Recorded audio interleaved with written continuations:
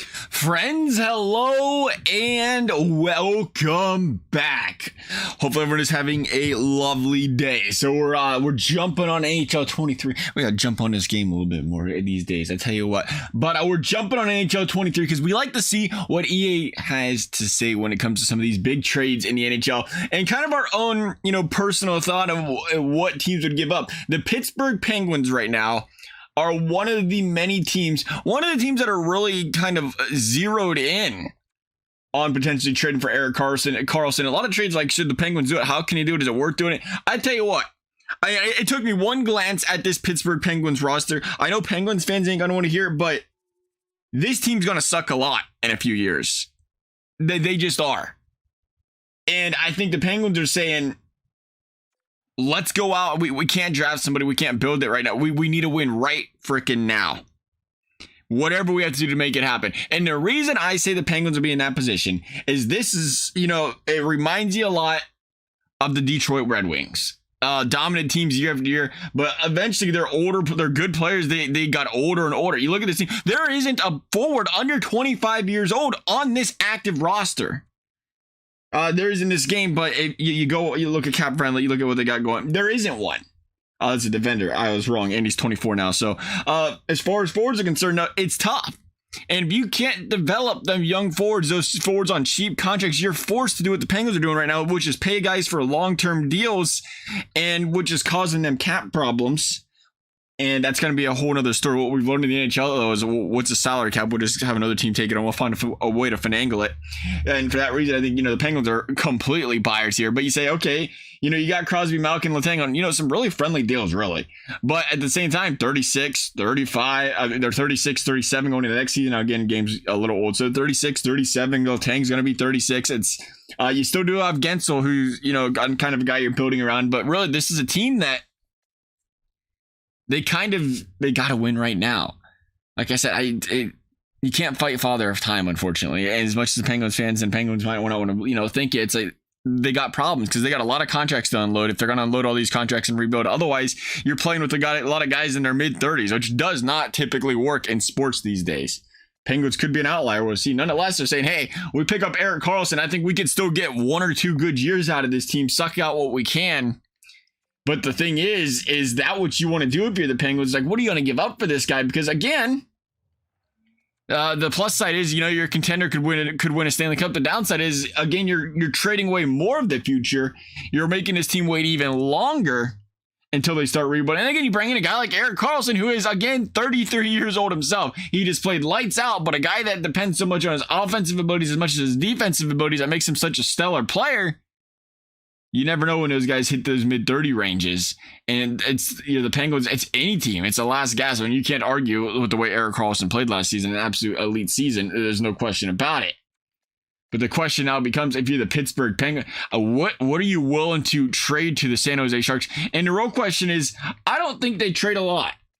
I don't think any team's going to give a block. I mean, look at Ottawa. A lot of people were talking about that Ottawa trade when Erik Karlsson left. I think you got that $11 million contract. There's not a lot of teams that can take that on. If the San Jose Sharks are really willing to move this guy, the contract's a liability. Say what you will about the season, but as 33-year-old making $11+ million a year, that's a tough contract to take on, and not a lot of teams can do it. That hurts his value. So personally, I look at the Penguins and say, you're going to see them give up some younger prospects. Maybe they give up a former first round pick, Owen Pickering. Would you go that direction? You go and say, all right, throw them on a table. It'd be the Penguins again. This is where things get difficult. Obviously, we're past 2023. We could give them the 2023 first round draft pick they selected, but after that's where things get difficult, because say 2024, you could give them the 2024 first round pick because again, you don't expect to be good, or you expect to be good, so you're like, that pick might not be that good anyway. But once you get past that, again, we start talking about finagling a trade to get under the cap. Penguins have more than 50 players in maximum organization limit. I don't even understand if that makes sense. Oh, yeah, because we sent the 4. You also talk about a team that, again, you look at the defense and say they probably want to move, or they probably would have to move. We have no cap on right now, but they probably have to move a defenseman or a bottom 6 forward on a high contract here. I know we've heard some talk. People say potentially Petrie. I kind of like Petrie, though. I don't know if they want to do Petrie. It's possible. They are, he's got a hefty price tag. So you throw Petrie on, you bring back Karlsson. See, the thing I've always found interesting, though, it's like, again, I think Petry's a great defenseman. You know, he goes under the radar and he gets underlooked a lot. It's like, do you want to get rid of a defenseman for another defenseman? That seems kind of counterproductive there. So you'd almost think they're going to look at a forward and a guy, again, you got plenty of them laying around that can be sent out the door. Granlund potentially, Carter, I don't think you believe he's there. Rust, I don't know if they'd ever get rid of Rust. Let's talk about, Malkin's going nowhere. You got Bonino. And you got the guys they signed in free agency this offseason as well that aren't showing up as well. I don't know if I think San Jose would take it on. I think San Jose would take it on because, again, it's people are like, why would San Jose in a rebuild want to take on well, that's what rebuilding teams do. I know I read it was a Penguins news article, I think, that's like, why would the Penguins or why would San Jose be willing to take on one of these contracts? Well, that's what the bad teams do. They take on these contracts in an effort to rebuild. Nonetheless, you would imagine he comes over, you retain a little bit of salary there for the there's no salary cap on it. So you'd imagine they'd retain some of that salary. And you'd imagine they said, all right, go ahead and send him over. I would still think a first is in the workings. First, Pickering. I don't even think they need more. They might not even want the second according to EA. Would EA take that straight up? They wouldn't. Okay, I was going to say, I think a first is going to be adamant. I think they throw one in a second. I always think these trades are really interesting when everybody knows, like, they want to get rid of them. What are they going to get in return? And I really do think that's it for Karlsson. It's like, there's only going to be a team that throws on a first. I would think a first. But then comes the price tag of what all do they have to do to make cap space for this guy? Because it's not just about bringing in Karlsson. It's about other players you have to jump off the books. Odds are you're going to dump a guy off the books that you feel like takes up cap. Well, the Sharks take that on. That's what would have to happen, I think. And I think, teams talk about the sweetener. It'd be the Sharks.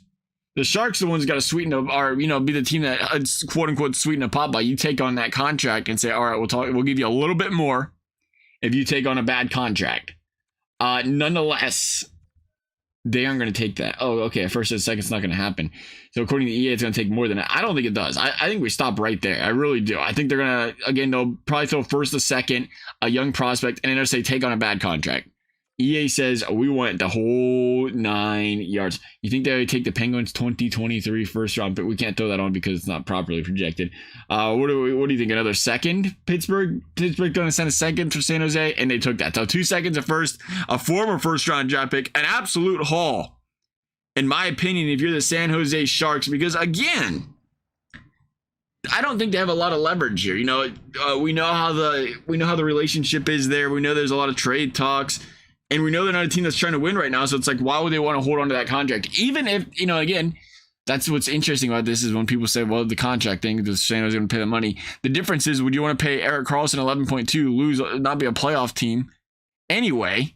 Or would you rather throw on, again, take on a $5 million contract, not be a playoff team, and fully rebuild? Right? There's no part-time rebuild happening here. It's going to be a full-on rebuild because, again, they took on Erik Karlsson, or they dropped their best player. You can't halfway rebuild, and the Sharks, they're not doing that right now. They're struggling, but that's always been my philosophy in any sport. You can't like halfway rebuild. Like, let's keep a couple solid players on here and hopefully figure things out, because then you're hurting your draft pick. Instead of having a top 5 consistently, you're having a top 10 or top 15.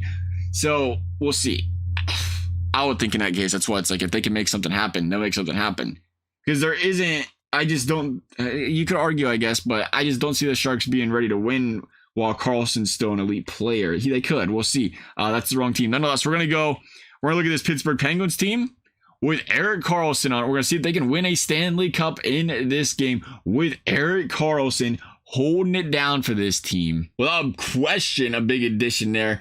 Then you got Letang and you have Karlsson. You got Pettersson there. Dumoulin, and you got, again, a couple playmakers, which is always an interesting thing to talk about. Again, Letang's getting older. I don't think you think of Letang. You don't think of Letang as the Karlsson type of guy, or Cam McCarr. Obviously, he's older, but you don't think of him in a super offensive player. But he is a guy that can drive the ship. And, that was kind of what struggled with San Jose and Erik Karlsson is they brought over 2 guys that want to drive the ship. 2 teams want to lead that team, and Burns and Karlsson, and it never worked out. Playing alone, they both played solid. Burns leaves and Karlsson's stellar, which is why it was kind of ironic. It was like, why would Carolina want to trade for that? It clearly didn't work in San Jose. And you worry about that sometimes where you got a team where they play best with just one really good defender. One kind of guy that kind of drives the ship. Are they hurting themselves from a scheme and a chemistry standpoint if they do something else? But again, if you're the Penguins, you're thinking, we throw Karlsson, Letang, Crosby, Malkin, Gensel on the power play. They're feeling really good about things. You got two guys that can play two-way hockey in a big way. Nonetheless, Penguins looking like a playoff team in NHL 23 to say the very least. Penguins going to go about maybe a playoff. I mean, they're a bubble. I thought they was going to make the playoffs. Then they thought let's go on a 4-game heater with the L column there. They lost 3 of them there against the Rangers. Penguins barely going to make playoffs. Penguins going to make the playoffs. They're going to face the Boston Bruins in the first round. Yeah, that may or may not be a good time for them. Let's take a look how they played. Malkin dropped 96 points, 93 out of Crosby. Erik Karlsson, again, did big things from 63 assists, 81 points, and you can tell he elevated this team's play. And that's what you wanted to see from an offensive standpoint for the Pittsburgh Penguins. They did make playoffs. Age button number 2.9 goals against, 9.5 goals against, 3.3 goals for. A very high scoring season for the Pittsburgh Penguins. We're going to go ahead and jump this team in here. We'll see what they can do. We'll see if they can get past the Boston Bruins, who I would assume probably won themselves a president's, and they're going to get bounced in the first round. Erik Karlsson added. That's the interesting thing too, is like how confident do you feel about beating some of these? How do you think you'll match up against some of these other Eastern Conference teams with the addition of the Penguins? You got to take the chance though. You got to say we got them guys that can do it, and we've been there before. We can do it again. Nonetheless, love to hear your guys' thoughts. Who would you be trading for Erik Karlsson? Thank you guys for watching. We'll see you next time.